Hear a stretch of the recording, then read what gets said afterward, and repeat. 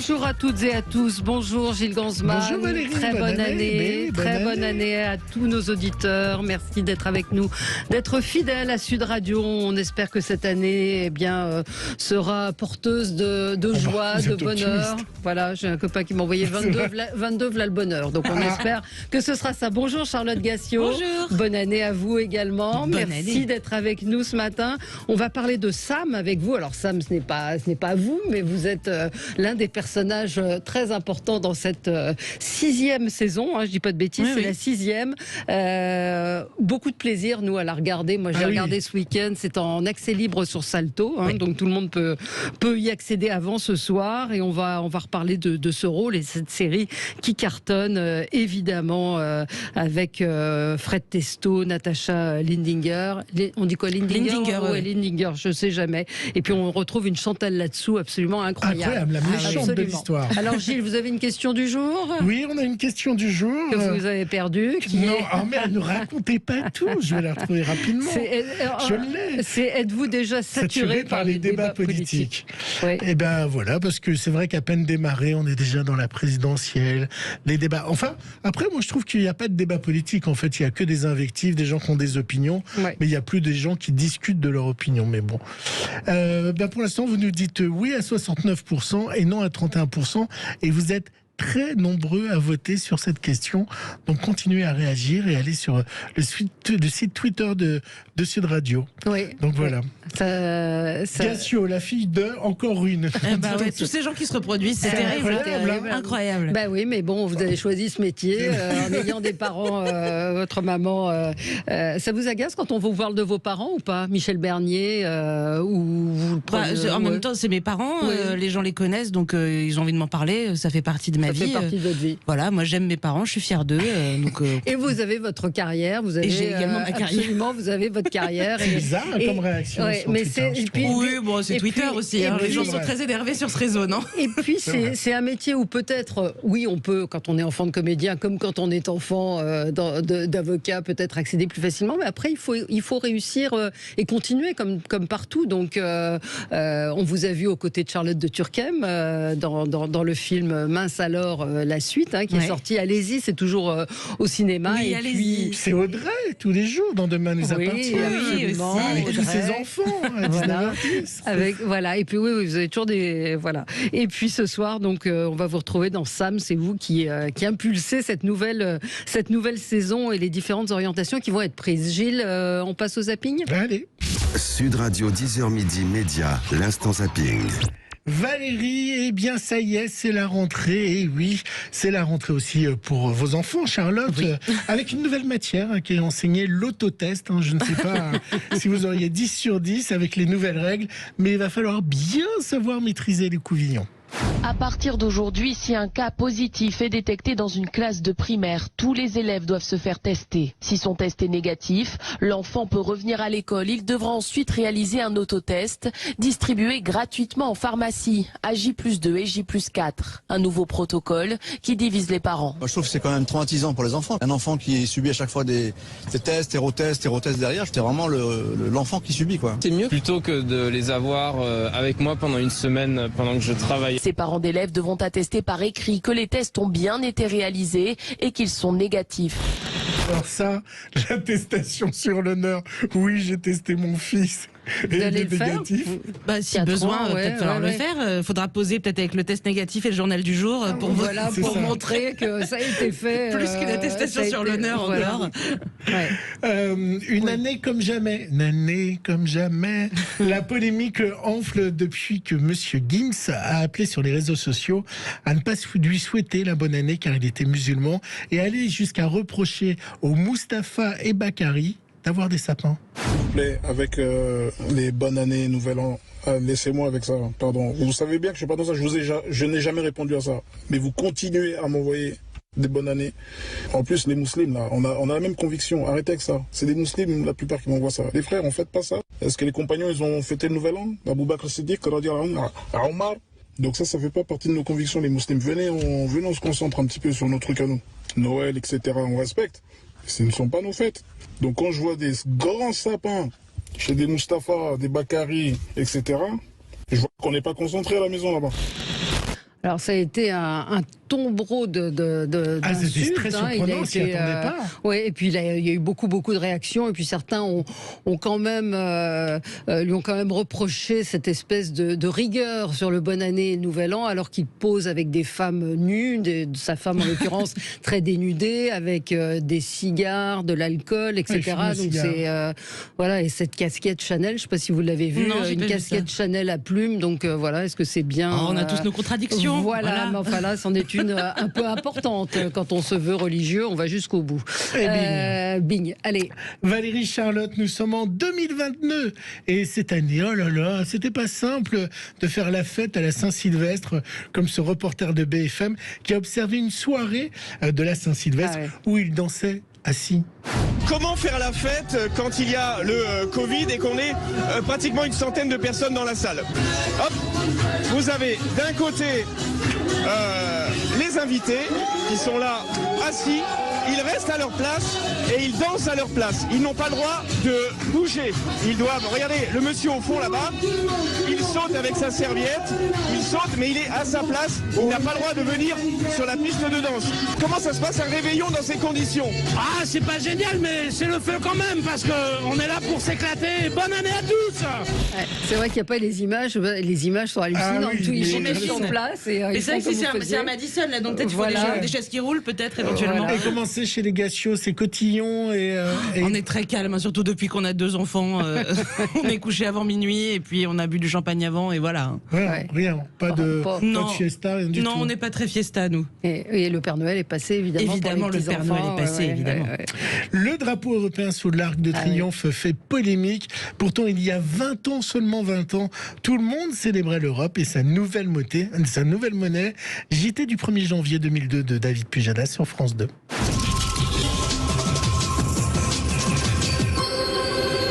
Curiosité et enthousiasme, l'euro a réussi son examen de passage. Razzia sur les distributeurs automatiques, un peu plus de réserves chez les commerçants, mais aucun bug n'a été signalé, ni en France, ni ailleurs en Europe. Parmi les néophytes de l'euro, nous avons suivi Lionel Jospin.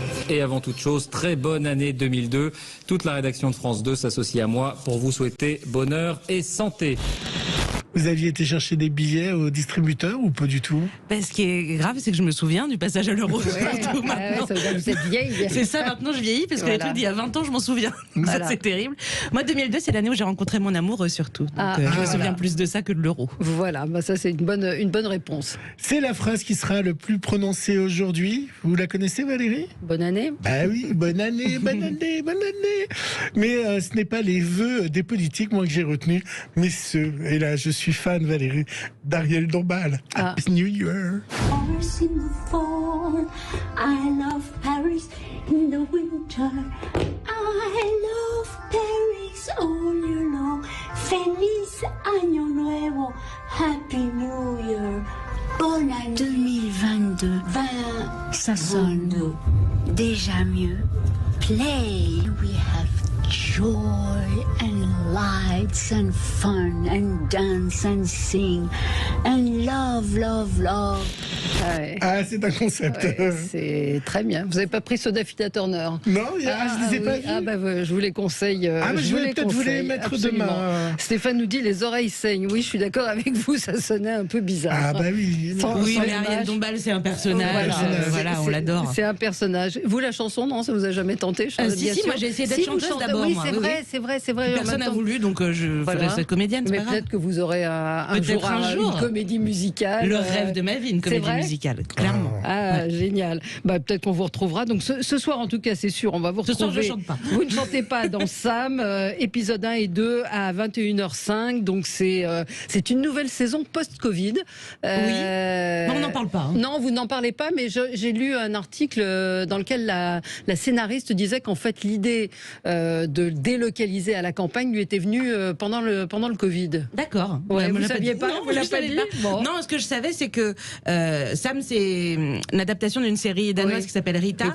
Et dans Rita, il y a un moment où il passe à la campagne, mais parce que c'est Rita qui ouvre une école à la campagne elle-même de pédagogie alternative. Absolument, hors contrat, et c'est ce qui se passe. Et là, c'est un peu autre chose. Là, c'est mon personnage d'Aurélie qui s'installe à la campagne et Sam et Xavier qui les rejoignent. Sam qui vient avec Xavier, donc Fred Testo, pour pour effectivement... pour mon anniversaire, normalement, mais moi, en fait, il y a une petite idée derrière la tête.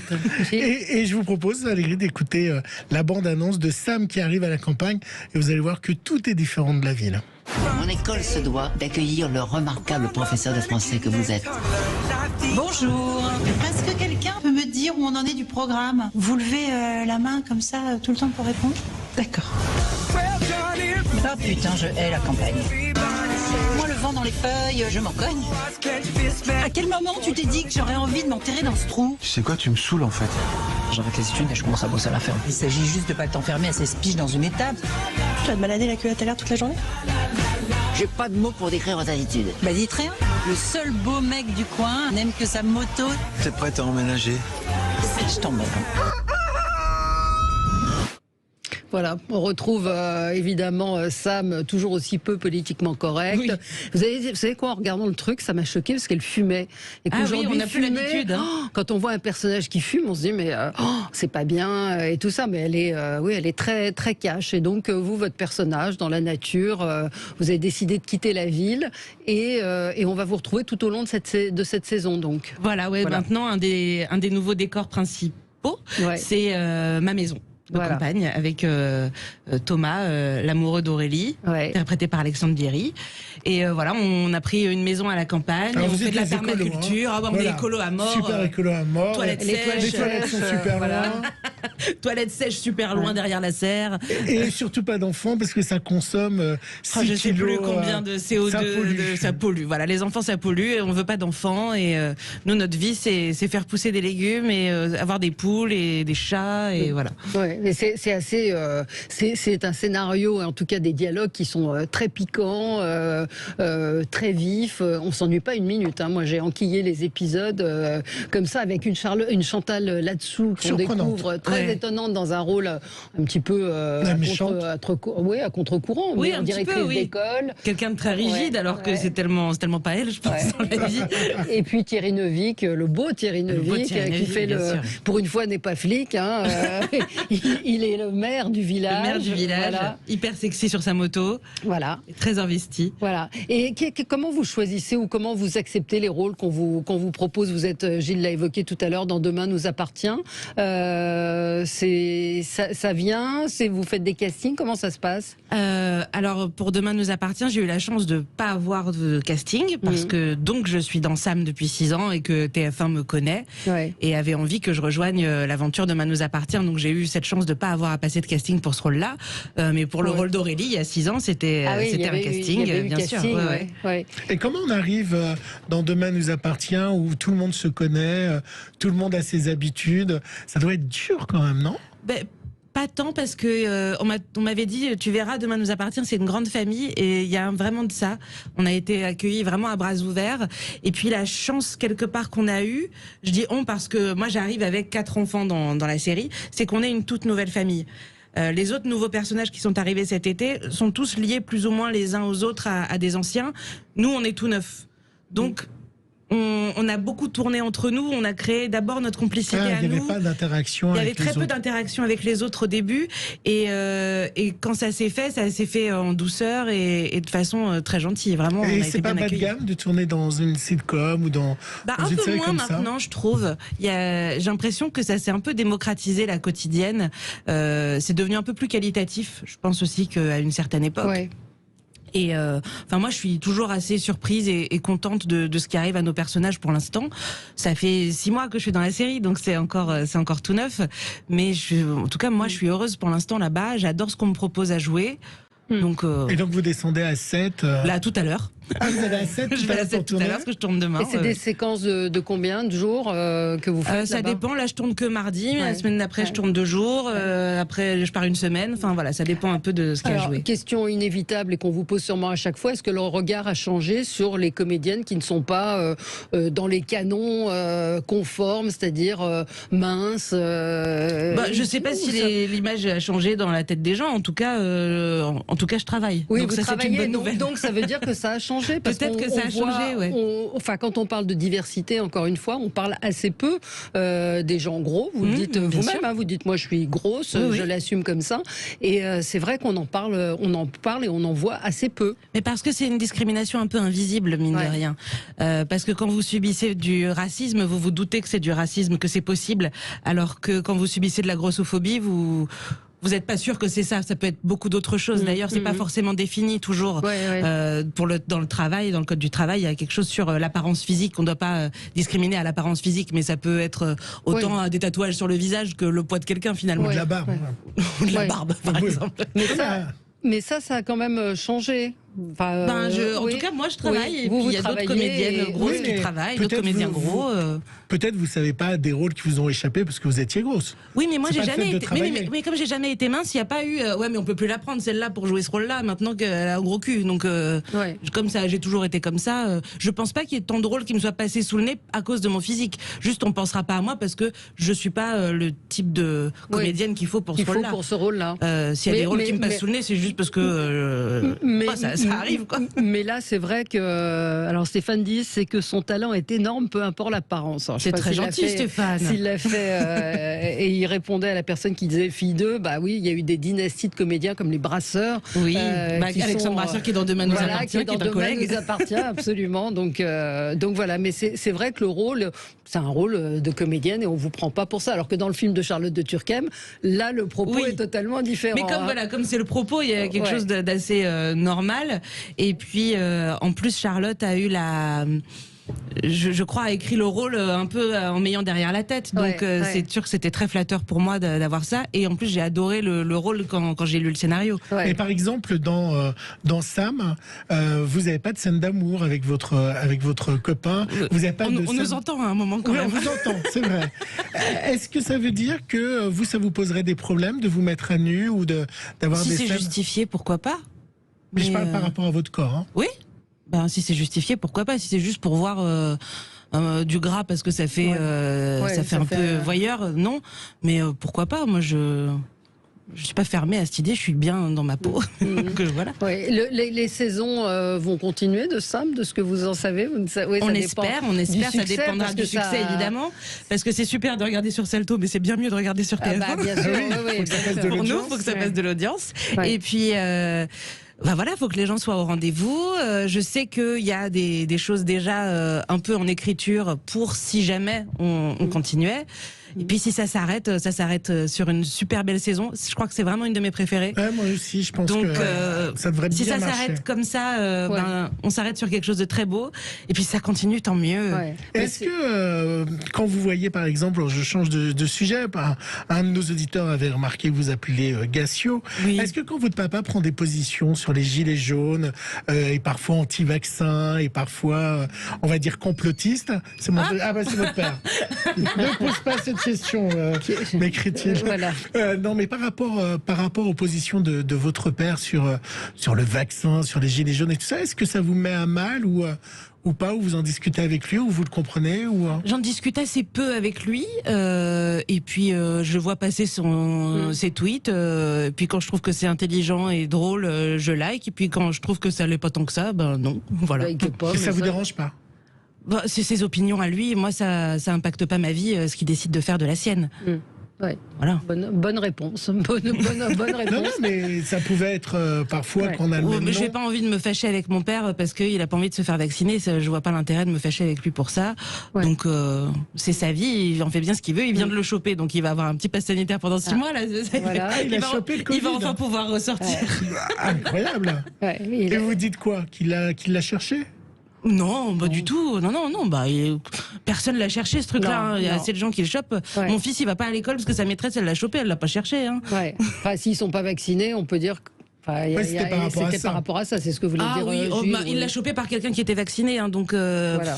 C'est toujours, ça devient compliqué. Tout ça devient vraiment compliqué. Voilà. La scène, c'est une chose qui vous tente. Ça me manque surtout. Moi, ça me manque. Vous étiez monté sur scène. J'étais au théâtre. J'étais même au théâtre quand ce Covid nous est tombé dessus. Je partais à Rennes. J'étais gare Montparnasse et on m'a dit ne prends pas le train. Le spectacle est annulé et voilà. Et la vie s'est arrêtée en mars 2020. Et là, ça commence à me manquer un peu les planches. Et on peut imaginer avec votre mère ou pas? On l'a déjà fait. Oui, vous l'aviez fait. Mais donc si une pièce est assez chouette pour qu'on la fasse toutes les deux, oui, ça a du sens. Si c'est juste pour faire un coup, pour mettre la mère et la fille, ça n'a pas d'intérêt. Oui, c'est ça, faut que ça ait du sens. Ouais. Dans Demain vous appartient, c'est une aventure au long cours ou vous avez un contrat qui vous restreint? Est-ce que c'est ce qu'on appelle une arche? Est-ce que c'est une arche? Non, c'est pas juste une arche, je fais partie des nouveaux personnages, donc je suis là jusqu'à ce qu'on me tue. Voilà. Donc pour l'instant, c'est pas. Ou qu'on me fasse partir, ou on met dans le coma. Enfin voilà, tout est possible, c'est du soap. Est-ce que les gens vous reconnaissent dans la rue? Est-ce que certainement avec Demain nous appartient en particulier plus depuis Demain nous appartient. Avec Sam, on est toujours diffusé au mois de janvier, donc j'étais assez reconnue en janvier. Le reste de l'année assez tranquille. Mais vous ressemblez pas d'ailleurs dans Sam, vous avez des lunettes. Oui, j'ai des lunettes. On vous reconnaît moins. Vous avez une coiffure un peu plus sage. Oui, c'est vrai. Voilà. Et oui, donc là, depuis Demain nous appartient, je suis un peu plus reconnue. Mais ce que j'ai remarqué, c'est que je suis pas beaucoup nommée. Comme je joue beaucoup avec ceux qui jouent mes enfants, je suis beaucoup appelée maman. Donc les gens dans la rue disent c'est la maman des piou-piou. Voilà. Ils disent pas c'est Audrey. Voilà. Là ils vont vous retrouver en tout cas ce soir et vous reconnaître à coup sûr parce que vous êtes là tout au long de cette saison. Ouais, moi j'ai trouvé cette saison étonnante et je me suis demandé d'ailleurs par rapport aussi à Demain nous appartient, ça change quelque chose de tourner des studios en province que de tourner à Paris? Ce qui change, c'est la proximité qu'on a les uns avec les autres après. Ça fait c'est ça fait la colo. C'est qu'après le soir, on va dîner ensemble, on va boire des coups. Enfin voilà, il y a quelque chose de plus famille, plus copain. C'est vrai que quand on tourne en banlieue parisienne, on rentre tous chez nous le soir et même si on adore se retrouver pour bosser, le soir on est tous dans nos vies normales. Là, vous êtes plutôt. Là, je suis un peu en colo quand je vais à 7, oui. Et les enfants ont compris ce que vous faites comme métier? Ils l'acceptent? Je sais pas s'ils ont tout compris. Oui. Ils vous regardent? On a regardé la première semaine de Demain nous appartient parce que 4 ans, c'est un peu. C'est encore un peu jeune. Encore que je découvre que c'est très regardé par les enfants. Ma mère est venue avec moi à 7 cet été pour regarder mes enfants justement pendant que je travaillais et les gens dans la rue, les parents prenaient des photos avec ma mère et les enfants prenaient des photos avec moi. C'est drôle, des enfants qui ont 8 ans regardent Demain nous appartient. C'est très familial finalement comme programme. Donc oui, ils ont un peu regardé, mais voilà, c'est rigolo de voir maman à la télé, mais ils se rendent pas trop compte de ce que c'est. Ils comprennent que vous partiez. Maintenant, ils comprennent que je reviens surtout. Oui, c'est ça. C'était le départ qui était compliqué. Ouais, moi j'ai commencé Demain nous appartient, on n'avait pas encore terminé Sam, donc je faisais les deux et donc j'ai vraiment pas été beaucoup là pendant le mois de juin-juillet, j'étais vraiment pas beaucoup là. Donc maintenant, ils ont capté que je revenais. C'est ça le plus important. Et la chanson, alors, faut vous y remettre. Un jour, maintenant, avec plaisir. Voilà, mais je me souviens effectivement quand j'ai posé la question que vous aviez voulu commencer par la chanson. Donc effectivement, le musical, ce serait la manière de réunir vos deux passions. Ah ouais, vraiment. Et vous chantez chez vous? Vous chantez sous la douche? Énormément. Vous chantez quoi? Et des meilleurs concerts dans ma voiture. Oui. Vous chantez quoi? Vous chantez quoi en ce moment? Là, je suis assez. J'ai une petite obsession Elton John en ce moment. Ah bon? Ouais. Ah, c'est pas très moderne, hein? Non, mais je suis pas très moderne comme personne. Non. Mais c'est très bien chanter Elton John. Au contraire, vous voulez qu'elle chante Maître Gims peut-être? Plus compliqué. Voilà, donc on vous retrouve ce soir, vraiment une saison. Qu'est-ce que vous avez fait, Maître Gims? Ça vous a énervé, hein? Bon, oui, je trouve ça un peu incohérent. Donc une saison qui est, j'ai envie de dire, feel good. Vraiment, j'ai regardé moi hier après-midi. Franchement, on enchaîne les épisodes, on se sent bien, on est d'abord c'est la nature, il fait beau, elle est très très drôle, Natacha Lindinger, Fred Testo est formidable, vous êtes aussi d'une joie débordante. On peut noter Barbara Cabrita, qui est juste incroyable. Vous allez voir un vrai nouveau rôle. C'est celle qui fait c'est celle qui fait Fée, elle est incroyable. Elle est drôle. Jean-Noël Broutet, Noum Diawara, Thierry Neuvik, et puis Chantal Latsou, très très étonnante avec des coiffures. Ça a dû prendre du temps le coiffeur, parce qu'à chaque fois elle a des chignons. Elle a des beaux chignons. Et écoutez, merci d'être venu nous voir ce matin, Charlotte Gassio. Et demain, Valérie, nous avons Miss France en studio. La chance. Voilà, on a trop de chance. Vous voulez poser une question à Miss France?